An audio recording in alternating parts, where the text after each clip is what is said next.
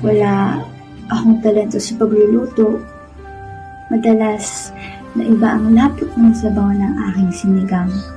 Lasang luya lang ang timpla sa sabaw ng tinola. At mas nagwawagi ang alat ng toyo sa adobo. Pero hindi ko malaman kung bakit umaayos ang luto ko kapag ikaw ang kasama. Totoo nga talaga siguro yung sinabi nila, no?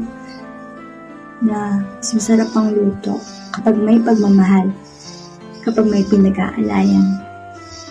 Hanggang ngayon, sariwang-sariwa pa rin sa isipan kung paano mo ako titigan noon habang nagluluto ng tsokolating pancake.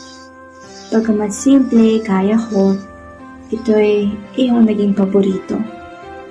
Ikaw ba? Naaalala mo pa kaya ako? Naaalala mo pa kaya ang proseso ng pagluluto ng pancake? Ano man ang sagot? Hayaan mo lang sana na ipaalala ko sa'yo. Alam mo ba na hindi pa rin ako makamove on sa pagsama mo sa akin sa grocery para bumili ng mga kinahailangang sangkap, gaya ng pancake mix at chocolate? Hindi rin ako makaget over sa bawat paglalambing mo sa tuwing nabubulong sa pagpila sa cashier. Ganun din sa mahaba-habang usapan sa daan pabalik sa bahay. At dahil sa gutom at sabik, ikaw na ang siyang maghahanda ng aking mga kailangan upang kumpleto na at wala na naman ako malimutan. Nagugulit na nga lang ako na nasa harap ko na yung mga sangkap, kaya ng pancake mix, itlog, gatas, tsokolate at mantikilya. Sisimulan mo na ang proseso sa paglalagay ng pancake mix, itlog at gatas sa isang mangkok. Ako naman itong maghahalo hanggang sa maging tama lang ang lapot ng mixture.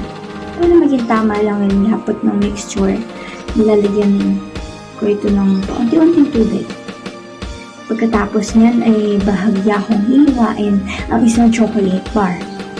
Ngunit hindi ko ito masyadong nadudurog dahil gusto ko na buo-buo pa rin ito sa pancake, kaya na lang sa cookies.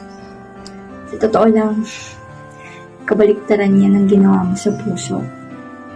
Pagtapos, ay paiinitin na ang kawali.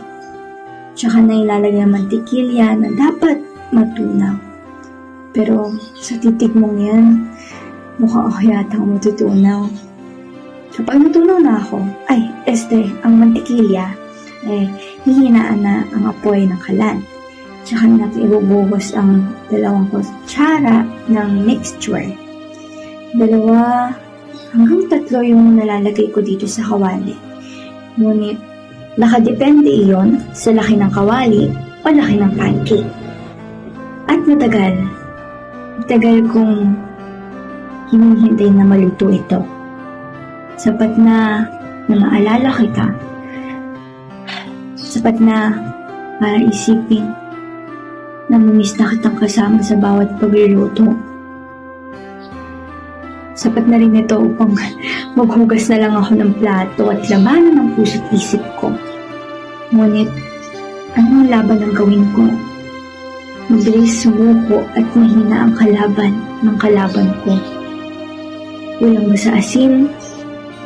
Sa chocolate? Sunog na ba masyado ang pancake? Pagkatapos mag-isip-isip inilagay ko na ang lutong pancake sa baunan. Tsaka na ako maghahanda para sa eskwela. Ilang minuto na ako muli sa klase dahil madami-dami rin ang pancake na nagawa ko. Mabilis na ang lakad ko habang dinadama ang paghampas ng malamig at mapayapang hangin sa balat ko. Mas lalo kong pinilisan nang makarating ako sa hagdanan sa ika-4 na level ng gusaling pangsilid-aralan ko. Nang kasalubong na naman kita. Umagal na naman muli ang mundo. Masadyang bumagal lang ang lakad ko. Iniwasan ko tingnan ka sa mata hindi na mahulog ng paulit-ulit. Paulit-ulit. At ulit-ulit. Dahil ako'y natuto na. Natuto na akong palampasin ka ng hindi ka nang iniitian. Nang hindi ka na sinasalubong ng yakap. Natuto na akong hindi ka alikan ng iyong paborito. Kahit naaalala ka sa bawat proseso. Alam mo ba yun? Alam mo ba na hanggang ngayon, pakiramdam kong kasama pa rin kita sa bawat timpla, sa bawat paghahalo, pagluluto. Hindi ka naman patay, pero sa paglampas mo yun, alam ko na hindi ka nababalik. Alam ko, ikaw, alam mo ba?